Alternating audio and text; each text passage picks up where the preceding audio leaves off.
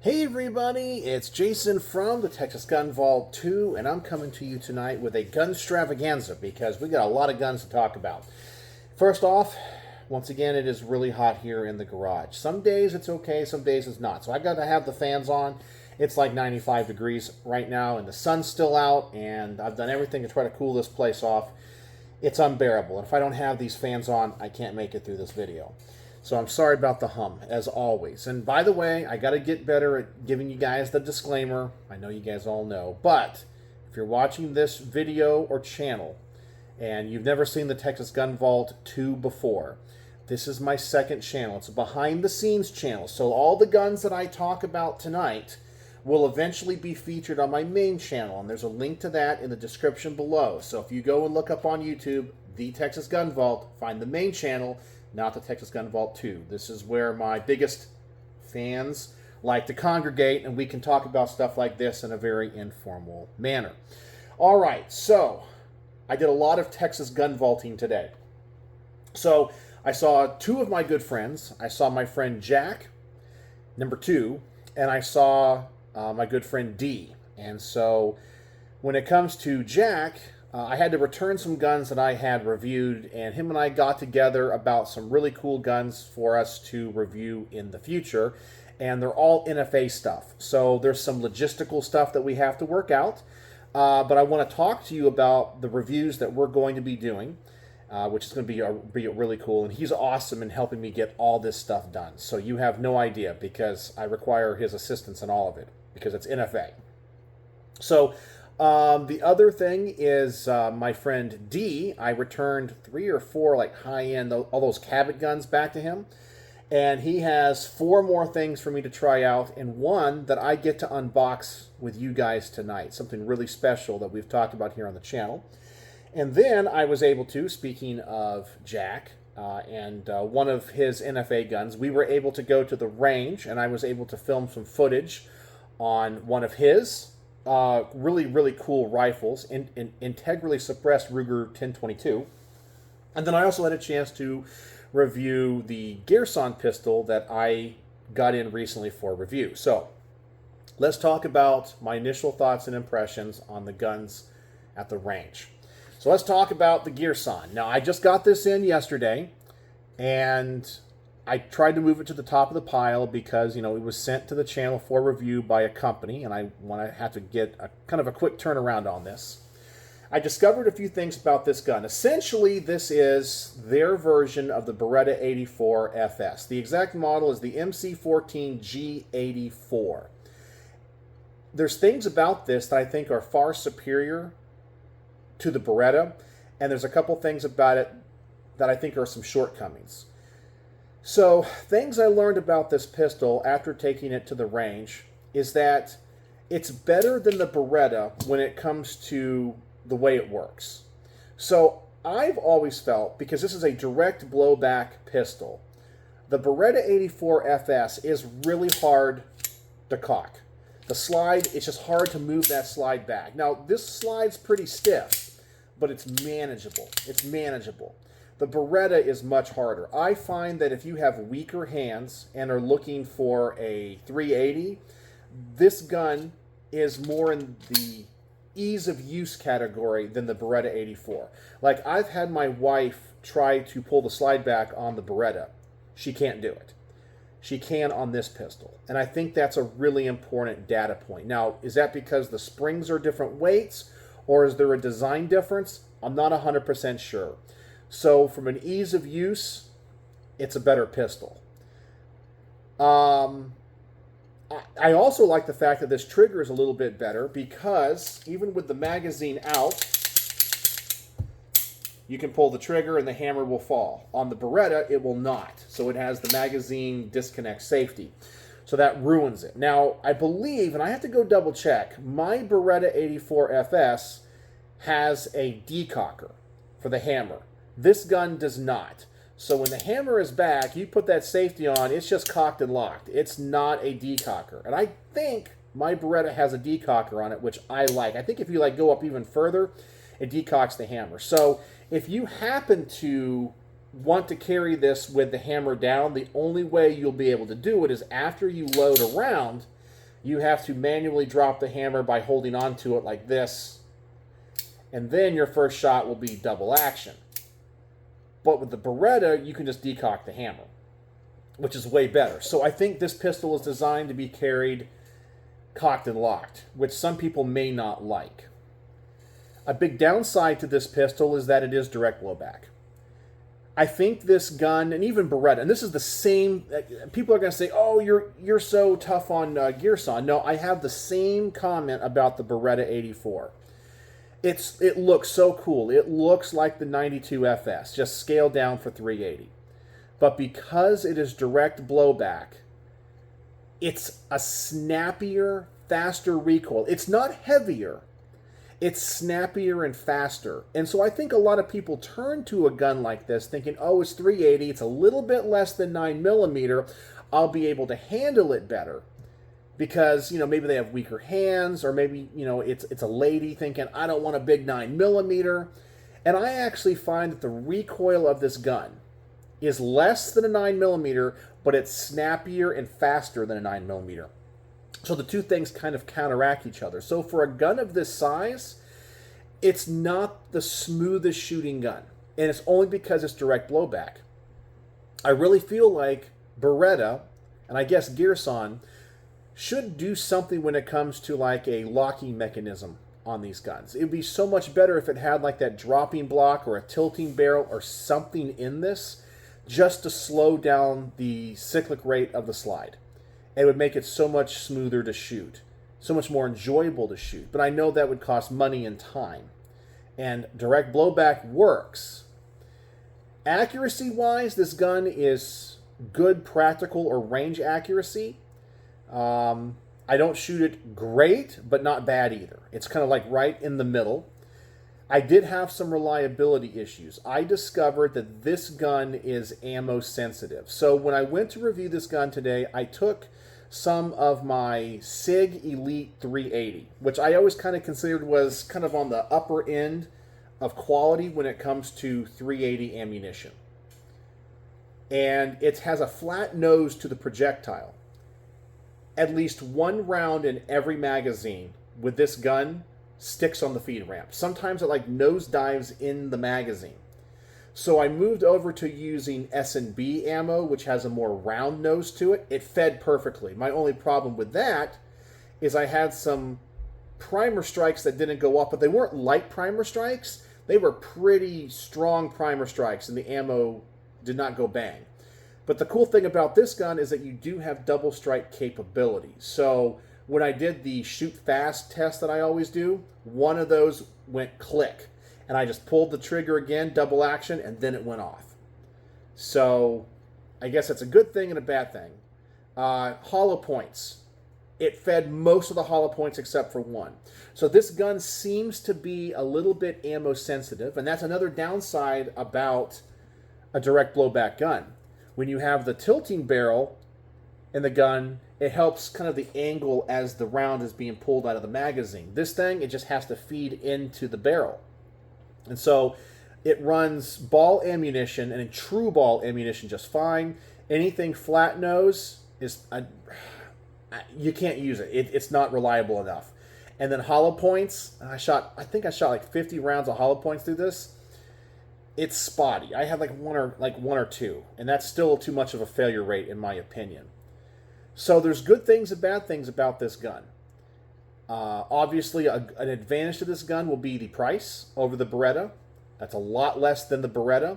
The quality seems to be there. So, yeah, it's kind of in the middle when it comes to my thoughts on guns generally at the range. I definitely see the potential in this, but it's ammo sensitive and it lacks a couple of features that the Beretta has, like the decocker. This gun doesn't have a decocker. So, I don't know. Pros and cons. Pros and cons. I got to kind of organize my thoughts on that. All right, so the other gun I was able to shoot at the range today was an integrally suppressed Ruger 1022. So it's not like a Ruger with a suppressor on the end. It's actually a barrel, because it's a takedown model, that's made by Ruger that has the suppressor built into the barrel. And it has, I guess, ports or vents. So the idea is you have this longer and bigger chamber for the suppressor. It's supposed to make it quieter, but also slow the round down without compromising reliability. And what I discovered with this at the range is when I shot it unsuppressed, because we had two different barrel assemblies to go on it. When I shot it unsuppressed, when I shot it unsuppressed, very accurate. I mean, like groups like that. When I shot it suppressed, the group went from this to this. And I was there at the range, and there was another gentleman there. He's a competition shooter, and he does a lot of reloading. He knows of my channel. And he came over and was asking me about, hey, what you guys shooting? And I was like, hey, we're shooting this Ruger 1022 suppressed.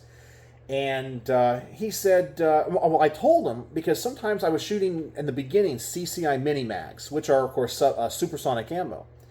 But when I would shoot it through the suppressed barrel, the integrally suppressed barrel, there was a couple times I swear I did not hear the supersonic pop. So I was thinking that the rounds were kind of on that verge where some were supersonic, some were subsonic, because that barrel was slowing that projectile down enough, which made it even quieter. So he had one of these cool Garmin. It's not a chronograph, because that's not something that you set out in front of you. It's like a device that uses like radar or Doppler, and you set it on the table in front of you, and you have to shoot it like 11 to 12 inches from the device. You have to input the weight of the projectile and like what caliber it is, and then it's able to calculate the speed. And so we discovered that when I shot the gun unsuppressed, it was pretty consistent. Like most of the time, the difference in velocity was 9 feet per second. But when I shot the gun suppressed, using the suppressed barrel, it was like 24, 25 feet per second was the variation. And it slowed it down to where it was 25 feet per second faster than the speed of sound. So it definitely slowed the projectile down, not necessarily enough to go subsonic, but to my ear, it went subsonic. So maybe because at the elevation here, I want to say the Dallas-Fort Worth area is like 600 feet above sea level. And, depending on the humidity, some of those might have been going slower than the speed of sound, but it really sounded super quiet when it did. But I got to get myself one of these Garmin things, because and he was able to sync it with his phone and get all the data. So I would shoot, a 5-round group, and he would be able to tell me, and of course you can also read it off the device, what each round was going down range at. It was amazing. And it loads to your phone and keeps all that data. It was awesome. And it's like a $500 device. So I may have to invest in that for some things. But it was really telling that I learned so much about the difference between the suppressed and unsuppressed of this gun. I shot most of the review with the suppressor, with the suppressed barrel, because that's the whole point of this thing. And I wasn't able to get super tight groups beyond 15 yards. I mean, my group at 15 yards was this, where unsuppressed was that. I don't know. So because of the suppressor, I had weird velocities, and my group opened up a lot. So that was a really interesting experience. So I got to think about my thoughts on that, edit the range footage, and then, of course, find time to figure out how to film the garage portion. So those are the two guns that I shot. I did want to take the SIG MCX, sorry, not SIG MCX, the SIG M17X to the range, because I promised Tony that I would move that to the top of the pile, and I just literally did not have enough time to get to it today. So it's going to go on the next trip. So that's what that's about. So those are the guns that I shot. Okay, so let's quickly talk about the guns that Jack is going to help me review. So he has a integrally suppressed, he loves integrally suppressed guns, SD guns. So he has an integrally suppressed APC9 from B&T, an SP9 from B&T, and he also has a, well, this was not internally suppressed, but the TP9, which I've already done a review on. But he has an SBR'd with the factory suppressor, which is going to be kind of cool because originally I did a video on just the pistol without a brace. Then, when the brace band was knocked out with the injunction, I was able to do the review of the gun with a brace. And then because of Jack helping me out and all the logistics of it, I'll be able to review the gun again with a proper stock, a vertical foregrip, and the suppressor. So I'll have 3 reviews on the same gun, but like in different configurations. So that's really cool. So that's what Jack's going to help me out with. Now let's talk about the guns that D lent to the channel. And right now I am like, oh my gosh, it's awesome and this is amazing. It's absolutely amazing. Oh, I also need to talk about my friend David and something that my friend David did for the channel. Remind me at the end, because it's amazing, okay? And I need to give him a huge shout out. I kind of wanted to make a video about it when I got it, but I need to tell you guys about it. So D had 4 guns for me to take a look at today. And so I have a pile of stuff. I got Jack number 1's guns, which I have one out here I need to film the garage portion on, the Walther PPK S and 22 long rifle. I have his Colt Cobra and the Rock Island Armory, the one in 22 TCM.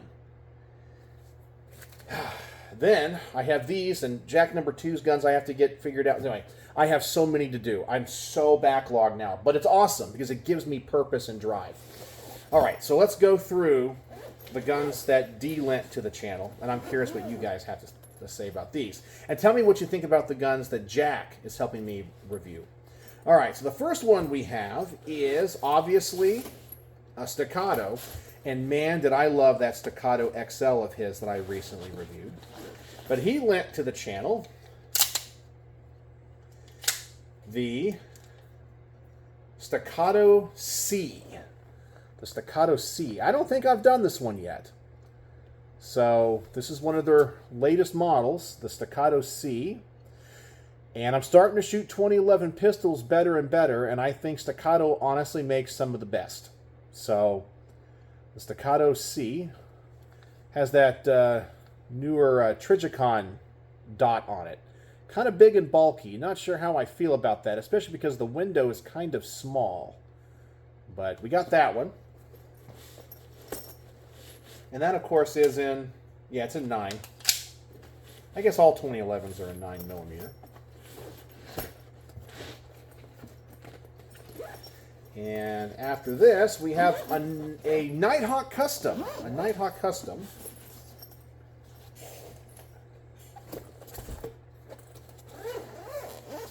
Isn't that just an awesome case, too? Beautiful case. All right, check this one out. And I love the color of this one. Here it is. Nighthawk Custom. The model is... oh, boy. I gotta make sure I get it right. It's not on the gun. Which one is this one? I know D sent me the information. I don't know. There's no documents in here. Maybe there is underneath the phone.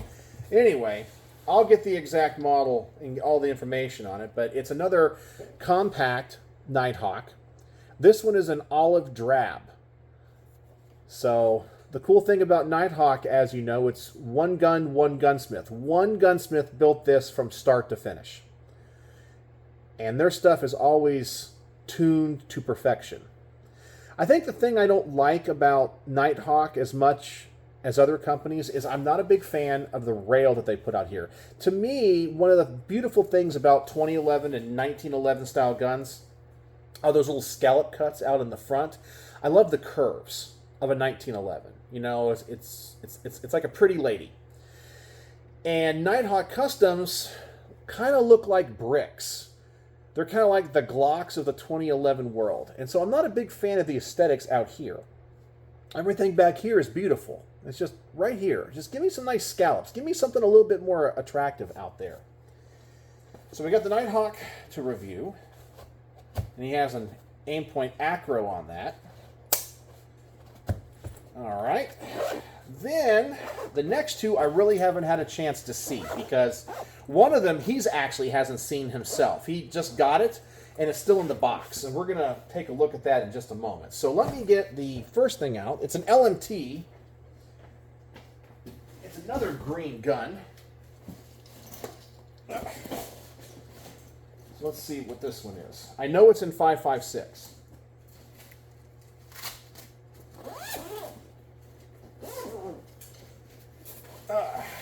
Here we go.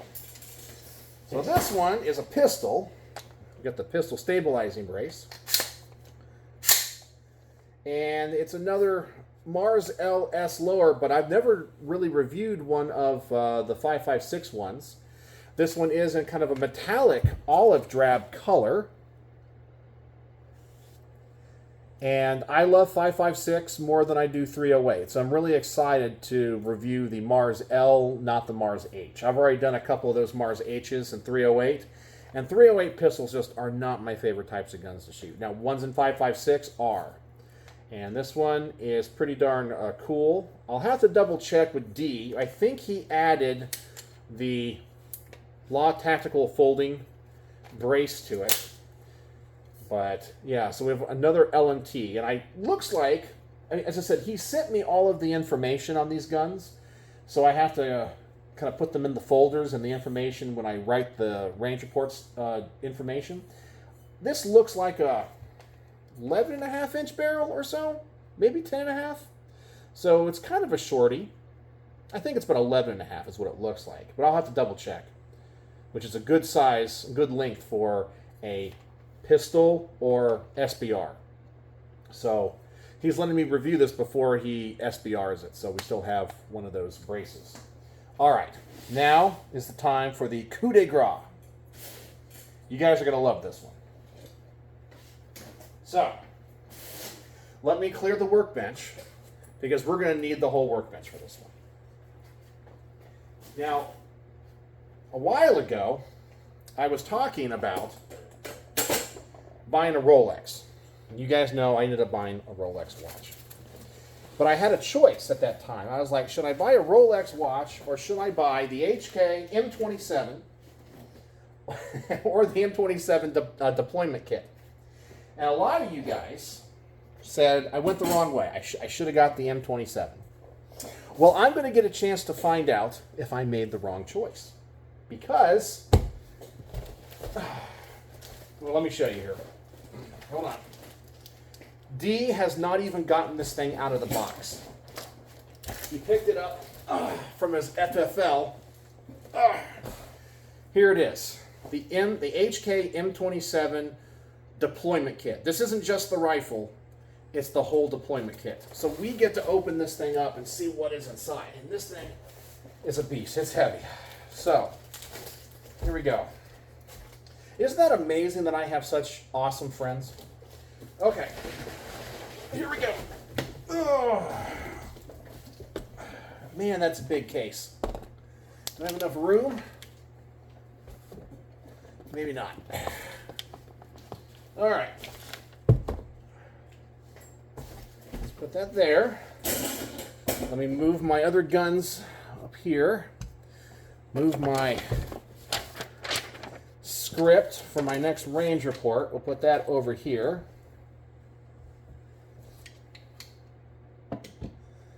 Move my glasses. All right, here we go. All right, is that blocking the view? Kind of. Let me see if I can move some things around here. All right, I think you guys can still see me there. All right, so let's open this thing up and see what's inside. In fact, here, let me adjust the camera, and maybe we'll do this together. Let's see if I can turn this camera. All right, here it is. So here's my workbench, and here's the case. So let's open this thing up and see what we get. Oh man, we get the whole deployment kit. When I was over at my friend Tony's, he actually had the version that was just the rifle. But here we go. We got the operator's manual. We got the information for the optic. And there it is. The MR27. And there is that optic with the LaRue mount. Man, you get the one magazine, you get the proper grip.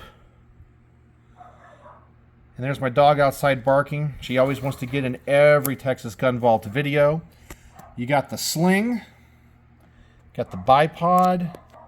Of course, they got to give you a gun lock. And it looks like we also get a tool, an HK tool here. So that is what we get. So you guys said I went the wrong way with the Rolex, but now I'm going to get an opportunity to find out if I made the wrong decision or not, because I will get a chance to shoot this thing. The one thing I did notice, and I thought I read online, is that the M27 or the MR27 was supposed to have the right barrel. So it's supposed to not be polygonally rifled. It's supposed to be like regular lands and grooves. It's supposed to be, I believe, chrome lined, but I thought it had a government profile barrel. But this thing looks like it is really, really thick. It's the heavy barrel. So I don't know. I'm going to have to do a little bit of research on that. And that's the only thing about this that kind of surprises me. But there you go. The MR27 rifle with the deployment kit. Wow. And my dog outside is going crazy, and I don't want to cut the video right now, so I'm sorry if that's annoying. Normally I have to go bring her back inside. So there we go. That is pretty darn amazing. So what do you guys think about all the awesome firearms that I have in for review?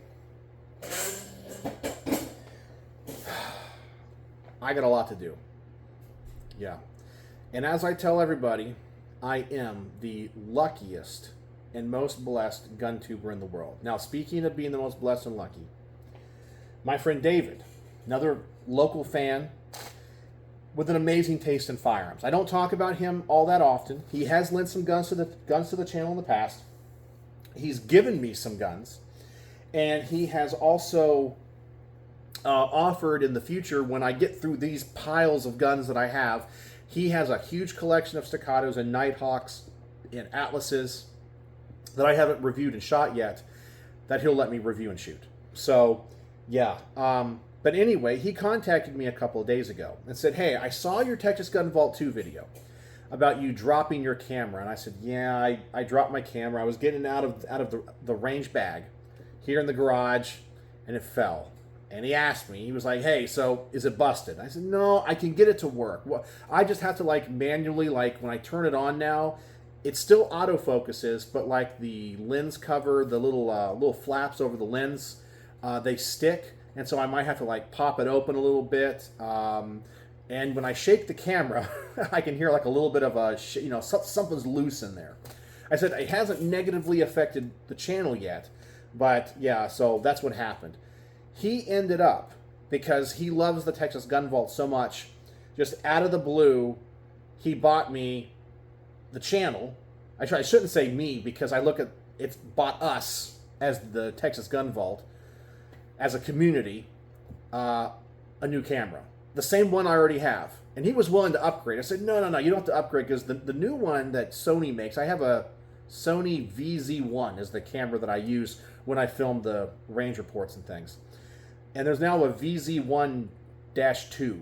And I looked at it, I was like, no. The old one works just fine. The old one works just fine. So he got us another one.